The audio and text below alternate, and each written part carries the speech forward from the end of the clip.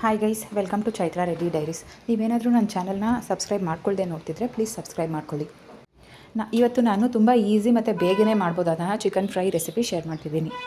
ಫ್ರೈಗೆ ಚಿಕನ್ನ ಚೆನ್ನಾಗಿ 4 to 5 times ತೊಳೆದು ಇದನ್ನು ಕುಕ್ಕರಲ್ಲಿ ಬೇಯಕ್ಕಿಟ್ಟು ಇದಕ್ಕೆ ಟೇಸ್ಟಿಗೆ ತಕ್ಕನಾಗೆ ಉಪ್ಪಾಕಿ ಆಲ್ಮೋಸ್ಟ್ 1 ವಿಜಿಲ್ ಬೇಯಿಸ್ಕೊಳ್ಬೇಕು. ಇದ್ರ ಜೊತೆಗೆ ಸ್ವಲ್ಪ ಅರಿಶಿನ ಕೂಡ ಆ್ಯಡ್ ಮಾಡ್ತಿದ್ದೀನಿ.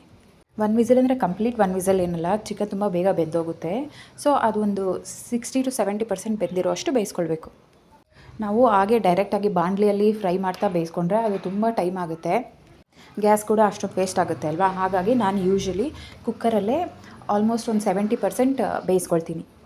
ಮತ್ತು ಈ ಫ್ರೈಗೆ ಒಗ್ಗರಣೆ ರೆಡಿ ಮಾಡ್ಕೊಳ್ತಿದ್ದೀನಿ. ಇದಕ್ಕೆ ಆನಿಯನ್ನನ್ನು ಮತ್ತು ಟೊಮೆಟೊನ ಚಿಕ್ಕ ಚಿಕ್ಕ ಪೀಸಸ್ ಆಗಿ ಕಟ್ ಮಾಡಿಟ್ಕೊಂಡಿದ್ದೀನಿ.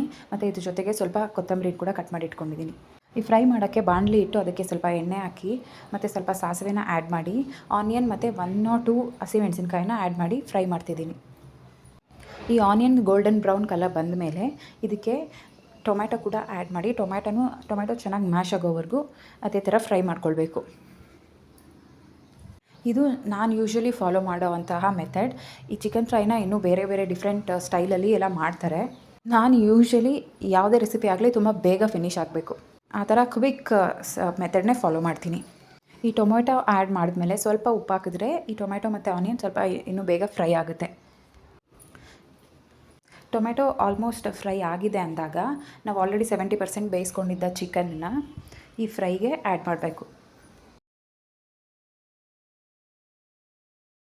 ಈ ಚಿಕನ್ ಆ್ಯಡ್ ಮಾಡಿದ ಮೇಲೆ ಇದಕ್ಕೆ ಮಸಾಲೆ ಪೌಡರ್ಸ್, ಕೊರಿಯಾಂಡರ್ ಪೌಡರ್ ಮತ್ತು ಸ್ವಲ್ಪ ಚಿಲ್ಲಿ ಪೌಡರ್ ಮತ್ತು ಗರಂ ಮಸಾಲ ಪೌಡರ್ ಮತ್ತು ಚಿಕನ್ ಮಸಾಲ ಪೌಡರ್ ಬೇಕಿದ್ದರೆ ಆ್ಯಡ್ ಮಾಡ್ಕೊಳ್ಬೋದು.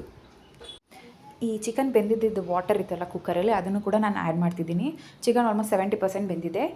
ಇದನ್ನು ಇದೇ ಥರ ಫ್ರೈ ಮಾಡ್ತಾ 100% ಬೇಯಿಸ್ಕೊಳ್ಬೇಕು. ಇಲ್ಲಿ ಒಂಚೂರು ಗರಂ ಮಸಾಲ ಆ್ಯಡ್ ಮಾಡ್ತಿದ್ದೀನಿ ಅಷ್ಟೇ. ಇದನ್ನು ಲೋ ಫ್ಲೇಮಲ್ಲೇ ತಳ ಸೀದೋಗದೆ ಇರೋ ಥರ ಬೇಯಿಸ್ತಾ ಇದ್ದರೆ ಚಿಕನ್ ಫ್ರೈ ರೆಡಿ ಆಗುತ್ತೆ. Thanks for watching.